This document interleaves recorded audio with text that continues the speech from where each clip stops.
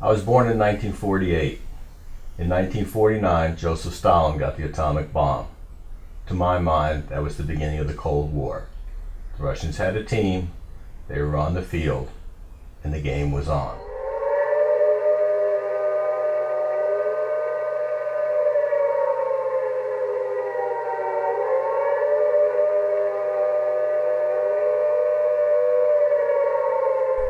I didn't personally meet the bomb until the first grade. One day our teacher wheeled in a movie projector. Excitement ran high. This was a very small rural school, and movies were a treat to us. Many of us didn't have television at home. Some didn't have indoor plumbing, but that's another story. Now this movie was in cartoon format and starred Bert the Turtle. Bert was no Mickey Mouse, but cartoons were cartoons, and we were all in. The movie turned out to be educational. We were a bit disappointed. We should have seen that coming, though. Bert was there to teach us, and what he was going to teach us about was the bomb. Diddle-dum-dum, diddle-dum-dum, there was a turtle by the name of Bert, and Bert the turtle was very alert. When danger threatened him, he never got hurt. He knew just what to do. He ducked and covered. Bert's nemesis was a monkey, had kind of a cane pole with a firecracker hanging from a string. They didn't tell us who the monkey represented. They didn't have to. We all know. It was the Russians. Now, none of us had ever been farther east than the Dutchess County Fair, but we knew all about the Russians. They were primitive Iron Age people who'd skipped the Enlightenment entirely and gone right to the atomic era. These were people not to be trusted. We could expect that bomb at any time. But sometimes, and this is very, very important, sometimes the bomb might explode without any warning. Bert went on to explain what would happen when the bomb came. First, there would be a flash, so bright it would burn your retinas like bacon. Don't look at the flash. That was Bert's advice.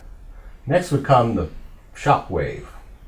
This is the part where the windows would turn to shrapnel and trees would come up by their roots. After that would be the fireball. So hot, it would melt the urinals in the school. I don't remember who gave us that bit of information. I don't think it was the turtle. I think our teacher threw that in. She was trying to be helpful.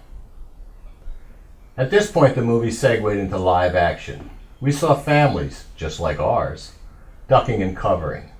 They were diving down cellarways and into hall lockers and under buses. One man covered his head with a newspaper. Yeah, good luck with that. By the time the movie ended, we were all pretty worried. Don't worry, the teacher said. We had a plan. And that plan would involve us ducking and covering under our desks. We did that several times while she timed us with a stopwatch.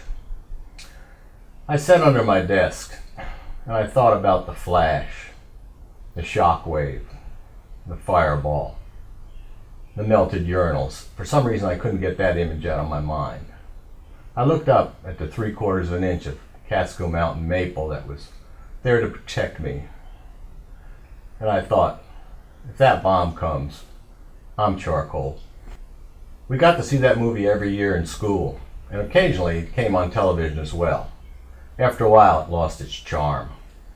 I was watching one time, and there's a scene where a boy is riding on a bike when the flash comes. He ditches his bike and dives down a storm drain or somewhere. I wasn't focusing on the boy. I was looking at the bike. Man, it was a nice bike. It had chain guard, fenders, a little light up on front. My bike didn't have any of those things.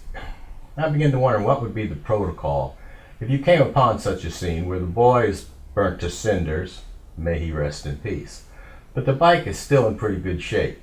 I mean, really, that boy's not going to use that bike again, and it's a lot nicer than mine. I realized at that point that I had wandered off the grid. Always remember, the flash of an atomic bomb can come at any time, no matter where you may be. I began to rationalize more and more. I mean, really, if you knew you were going to die tomorrow, would you spend tonight doing your homework? You see where I'm going with this. I quit doing my homework. And I blamed it on the Russians. My academic career, which was anemic at best, flatlined. Throughout the 1950s, things continued to get worse. There was Castro and creeping communism and Sputnik. Sputnik was a big deal. If the Russians could fly something over our head, they certainly could drop a bomb on us, and we had no defense against that. The tension was ratcheted up.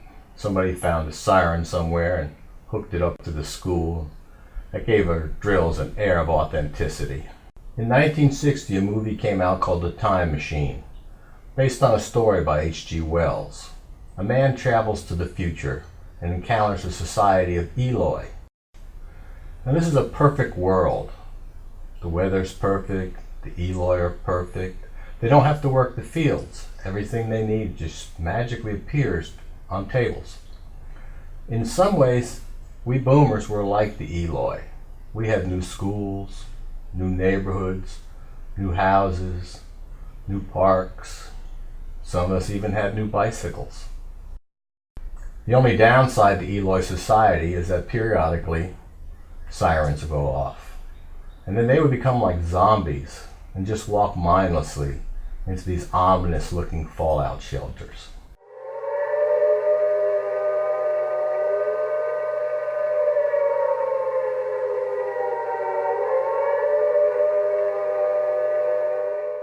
It's interesting to note that while the Beatles were still the Quarrymen, the Eloi had Beatle haircuts.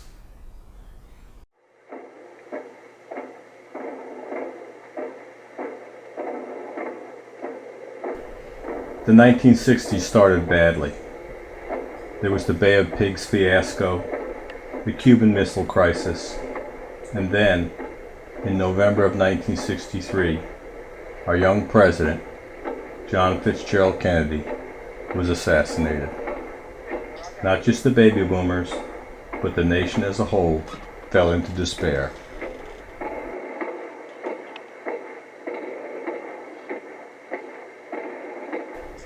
We did not know at the time, but change was coming.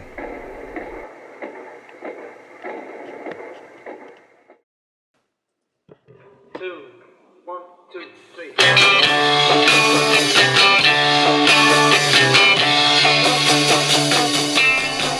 To my thinking, the 1960s started when the Beatles came to America.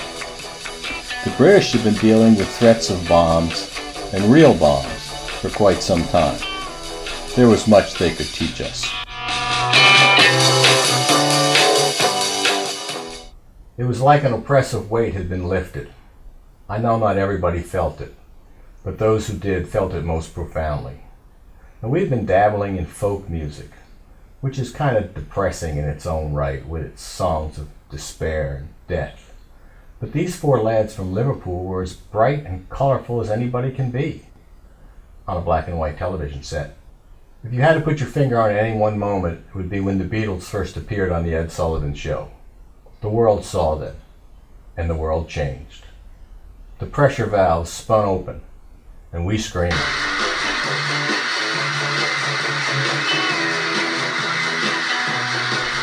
Defectors from the status quo went from a trickle to a flood.